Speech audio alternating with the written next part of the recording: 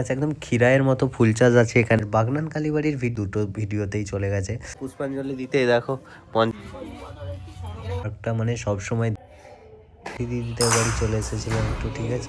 পাঞ্জাবি টাঞ্জাবি পরে দেখো বেরিয়ে পড়েছি, ঠিক আছে। সকাল সকাল আমাদের সরস্বতী পুজো, সকাল সকাল না, ঠিক আছে। হলুদ হলুদ হলদি।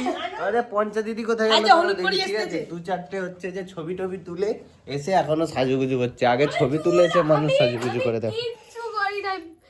আমি জাস্ট লিপ বাম লাগিয়েছি, দেখেন। তুই দেখ, আমি ময়শ্চারাইজার পর্যন্ত মাখিনি, জিজ্ঞাসা করে না। তালিয়া আমি জাস্ট লিপ বাম লাগিয়েছি। আমার মুখের ব্রণও দেখে বুঝতে পারছিস আমি কিছু মাখিনি। আর ব্রণে ছবিতে তো দেখতে পাবনি ব্রণগুলো। হ্যাঁ, তোর আইফোনে সবই দেখা যাচ্ছে।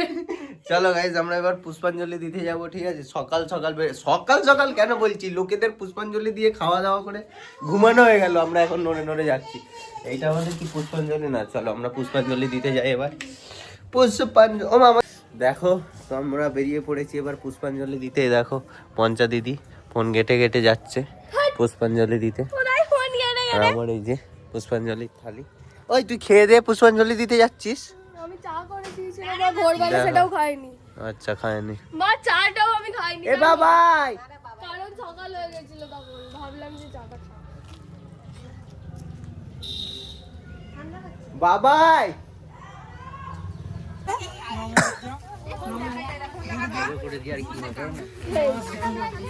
সাদাটা পড়েছিল বলে নিচে বসে।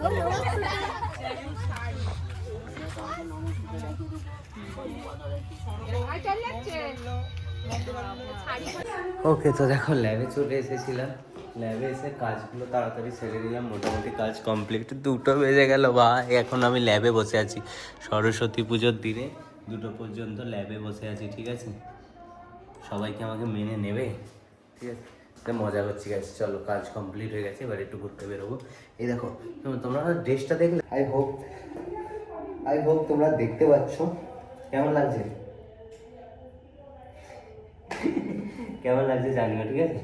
তারপর দেখো সাথী দিদিদের বাড়ি চলে এসেছিলাম একটু, ঠিক আছে। তো দেখো অর্পণের সাথে একটু খেলাধুলা করে নিলাম, তারপরে আমি রেডি হবো, ঠিক আছে।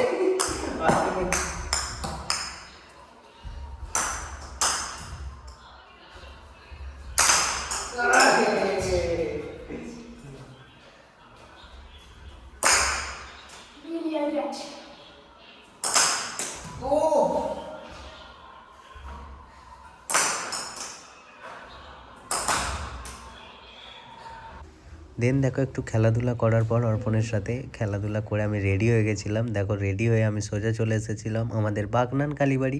আমাদের বাগনান কালীবাড়ির ভিডিওগুলো আমার প্রচুর ভিউ গেছে, 45,000-এর ওপর করে 2টো ভিডিওতেই চলে গেছে।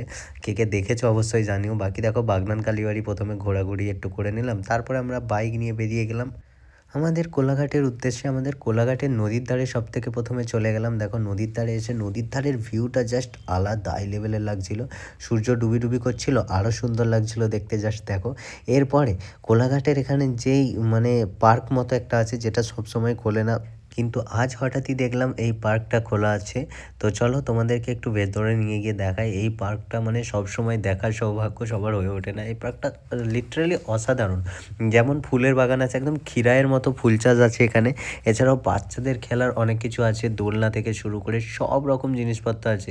স্লিপ খাওয়ার যেটা আছে সেটাও আছে। বাট এখানে এছাড়াও সেই একদম রবীন্দ্র সরোবর কলকাতার ধাঁচে যেরকম গাছপালাগুলো লাগানো সব রকম জিনিসপত্র আছে। জাস্ট তোমাদেরকে দেখায়, দেখো কত লোকও এখানে এসেছিল ঘুরতে, মানে আজকে খুলেছিল যার কারণে দেখো পুরোটা তোমাদেরকে একটু একটু করে দেখিয়ে দিই। আমরা একটু খাওয়া দাওয়া করতে চলে এসেছি। এই যে শুভ দাদা আমাদের, ঠিক আছে। আর এই যে মানস দাদা আমাদের এক্সের কথা চিন্তা ভাবনা করছে ফোন ধরে।